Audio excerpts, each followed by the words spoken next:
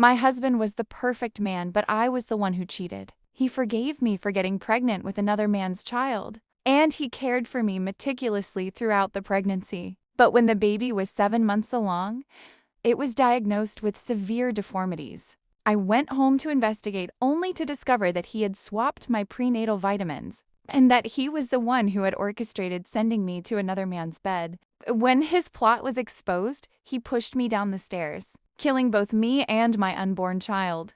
As I lay dying, he told me, if you hadn't stopped me from getting on that bus, Wen Ying would never have broken up with me, and she would have never been in that plane crash. You killed her, so you can repay the debt with your love and your child. I died, consumed by hatred. When I opened my eyes again, I was sitting in a classroom. I had been reborn into my senior year of high school, the year Aiden and Olivia started dating. Tap, tap. A soft rap on my desk. A love letter was slid in front of me. I looked up and saw Aiden from the building next door. He looked a little embarrassed. Can you give this to Olivia for me? I stared at him. He frowned. It's just a small favor. We grew up together. You're not going to say no, are you? I'll buy you dinner next time. He always used our childhood friendship like this. As kids, he made me take the blame for his mistakes. As we got older, he copied my homework and used my notes. And I'll let him. But not anymore. I can't help you, I said, pushing the letter back. Aiden's face turned cold. What is your problem? Olivia is your friend too. What's the big deal? I stayed calm. She hasn't been in class for 2 days. He paused. What do you mean? I don't know where she lives, I said. He took the letter back. I'll find her myself. And just like that, he left. No apology. No thanks. I watched his back disappear down the hallway, feeling nothing. How did I ever think he was everything? This time, I wouldn't be part of their story. I had my own goal. Get into Yale. In my past life, I went to find Olivia. I walked in on her stepfather trying to assault her. I fought him off. And what did she do? She ran, locked me inside, left me alone with him. That trauma stayed with me forever. And Aiden? He told me to forgive her. So this time, he could save her himself. The next day, Aiden was hospitalized. He had found Olivia, and in a fit of rage, he stabbed her stepfather. He broke his own hand in the process. Mrs. Evans called me in. What do you know about Olivia's situation? I shook my head. We're not close. She looked disappointed. Then at least organize your notes and bring them to Aiden. I agreed. Coma. At the hospital, he smiled at his phone. Olivia and I are together now, he said. We should keep our distance. I almost laughed. Finally. Freedom. 2 weeks later, Olivia returned. After class, she grabbed my arm. Help me, I love him. I can't live without him. Then she said it. Can you pay $200,000? I stared at her. I can't help you. Her face twisted. You're heartless. I walked away. Behind me, she screamed. You're just jealous. That afternoon, Aiden and Olivia ran away. Mrs. Evans lost control.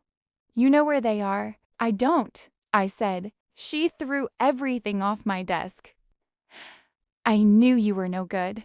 She dragged me out of class. Later, the principal proved I was innocent, but she didn't stop. She refused to teach. She targeted me, moved my desk, humiliated me, until one day, the classroom door burst open.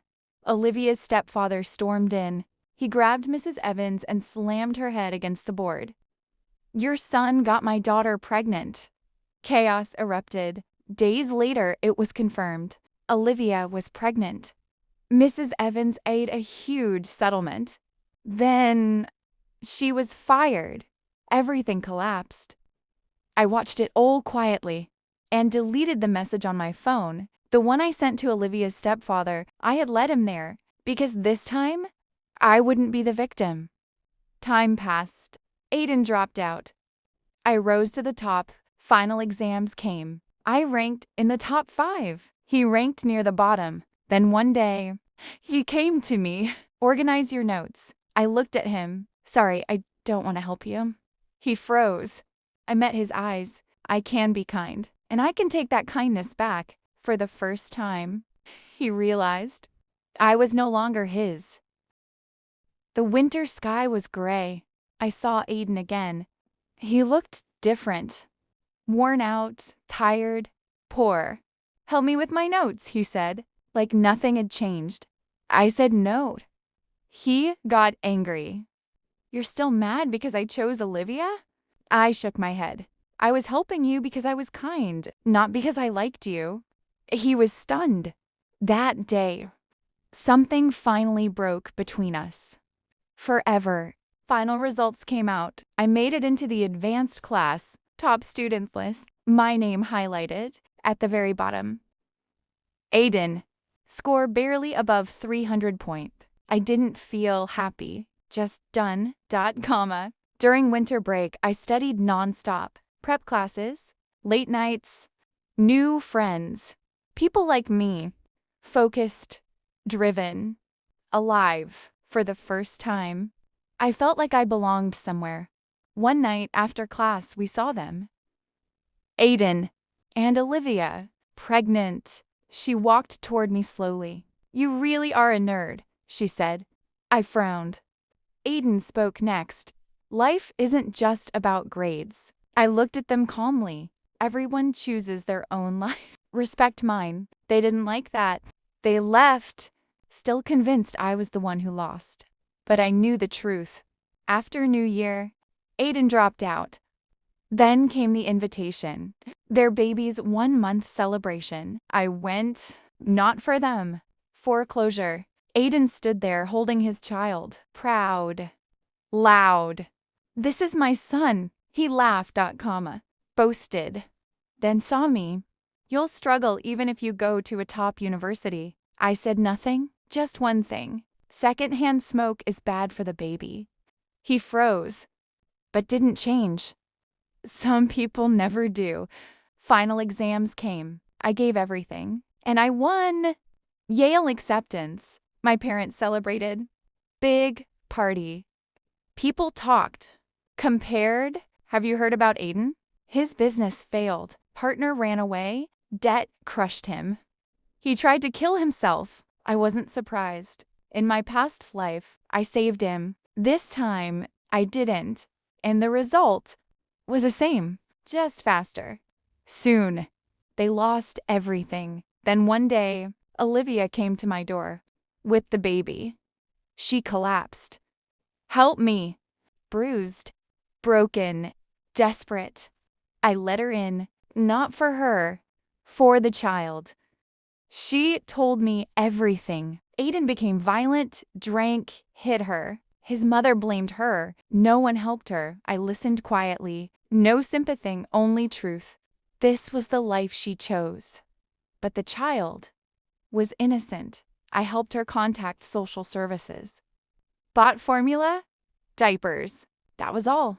Later, I heard she went back. Years passed. I graduated from Yale. Top job, high salary, new life. Then, the reunion and the news. Olivia was dead. Pushed off a balcony. By Mrs. Evans' prison. 30 years, Aiden? Useless, living off others. I sat there quietly thinking, this was the ending they created, not me. Late, Aiden came back to me. Let's get together. I stared at him. Speechless, he kept going. You still love me? No, I said. I have a boyfriend. He laughed, didn't believe me. Then Daniel appeared. Pulled me close, protected me. Aiden attacked, failed, security came. Then Daniel spoke, cold, precise. I'm a lawyer. I know your case. Every word exposed him, destroyed him. Aiden finally left. Defeated, comma, for real this time. Later, Aiden abandoned his child. Left him in the snow. The boy almost died. Social services called me. Because of Olivia, I contacted Daniel. We helped the child legally. Aiden went to prison 1 year. The child survived, but barely. Thin, weak, broken. I looked at his photo and remembered The child I lost in my past life. In Aiden's words, he was just a bastard. I closed the file. Some wounds never disappear, but they stop controlling you 3 years later. I got married to Daniel. Simple, quiet, real happiness. On our wedding day, my friends laughed. See? Study hard, get into Yale, find a great man. I smiled because it was true. Not just about love, about life. If you endure hardship early, you won't suffer later. I took his hand and walked forward. No regrets, no past, only me. And the life I chose.